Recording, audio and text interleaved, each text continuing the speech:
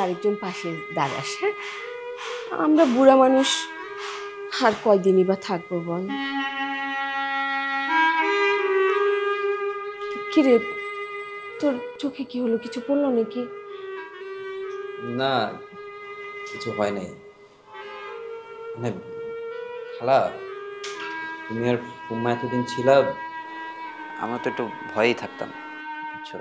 সবসময় টেনশন থাকতো যে কখন তোমরা যাবা, কখন আমরা হয়তো একটু ফ্রি হব, মানে একটু রেহাই পাবো আর কি।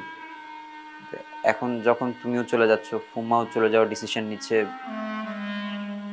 একটু একটু খারাপই লাগতেছে, বুঝছো? আরে ধুর, মন খারাপ করিস না বাবা, একটু মন খারাপ করিস না। আমি তো আবার আসবো, আর কথা দিচ্ছি আমি যখন আবার আসবো তখন তোর জন্য স্পেশাল একটা রেসিপি তৈরি করে নিয়ে আসবো, দেখিস। চলো খালা, এই চল। চুপার দ্বারা আছে, হ্যাঁ, চলো। চল। এই যে সবাই, এখানে যাওয়া যাবে না, এই ডোর ব্যাক ডোর দিয়ে যেতে হবে। আচ্ছা।